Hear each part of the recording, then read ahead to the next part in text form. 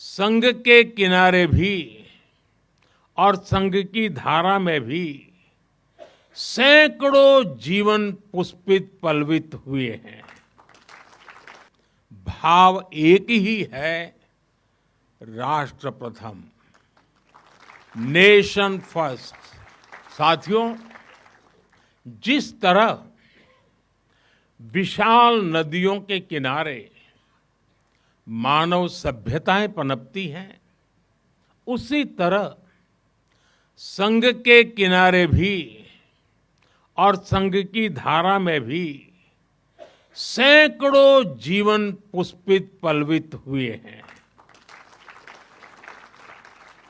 जैसे एक नदी जिन रास्तों से बहती है, उन क्षेत्रों को, वहां की भूमि को, वहां के गांवों को सुजलाम सुफलाम बनाती हुई अपने जल से समृद्ध करती है, वैसे ही संघ ने इस देश के हर क्षेत्र, समाज के हर आयाम को स्पर्श किया है।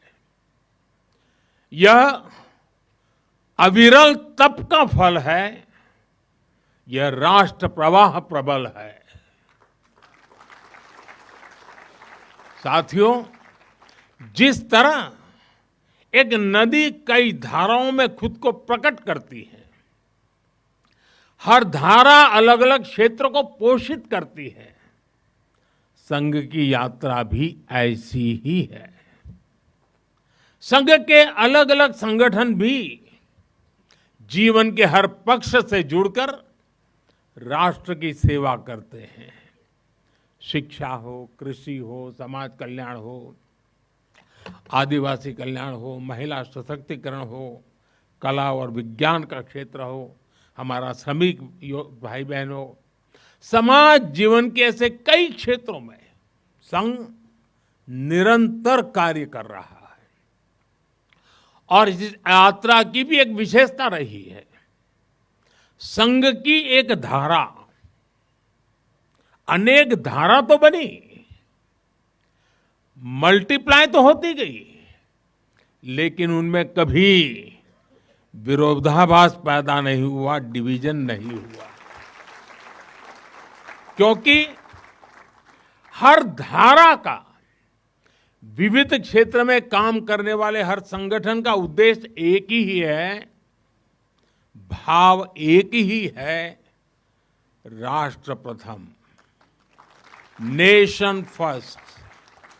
साथियों, अपने गठन के बाद से ही राष्ट्रीय स्वयंसेवक संघ विराट उद्देश्य लेकर चला, और ये उद्देश्य रहा राष्ट्र निर्माण। इस उद्देश्य की पूर्ति के लिए संघ ने जो रास्ता चुना, वो था व्यक्ति निर्माण से राष्ट्र निर्माण। और इस रास्ते पर सतत चलने के लिए जो कार्यपद्धति चुनी, वो थी नित्य नियमित चलने वाली शाखा है।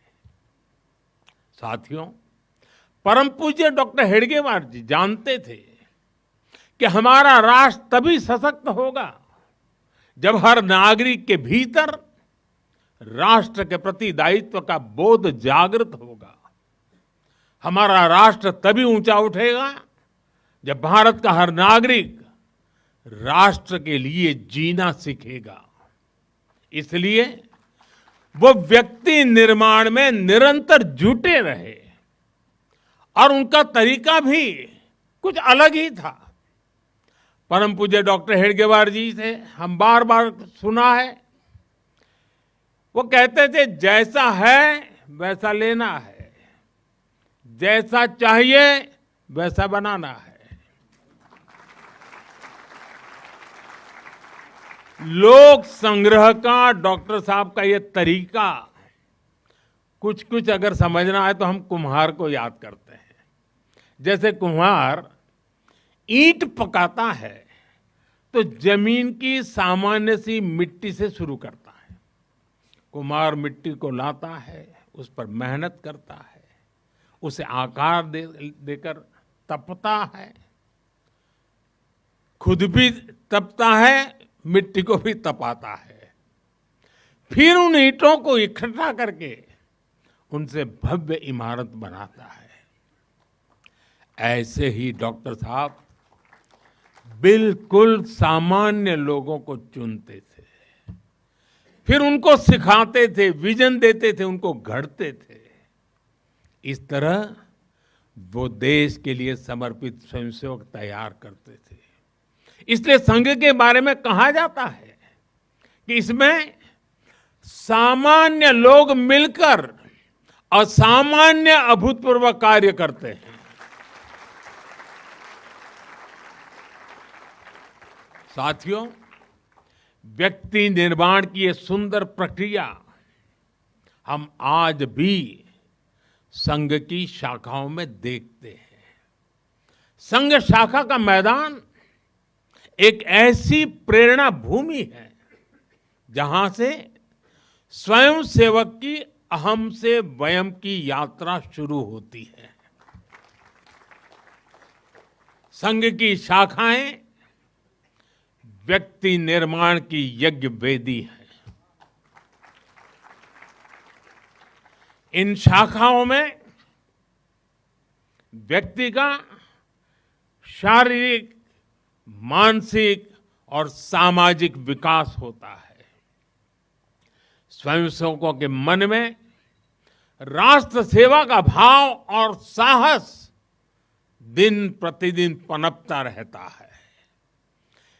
उनके लिए त्याग और समर्पण सहज हो जाता है। श्रेय के लिए प्रतिस्पर्धा की भावना समाप्त हो जाती है और उन्हें सामूहिक निर्णय और सामूहिक कार्य का संस्कार मिलता है।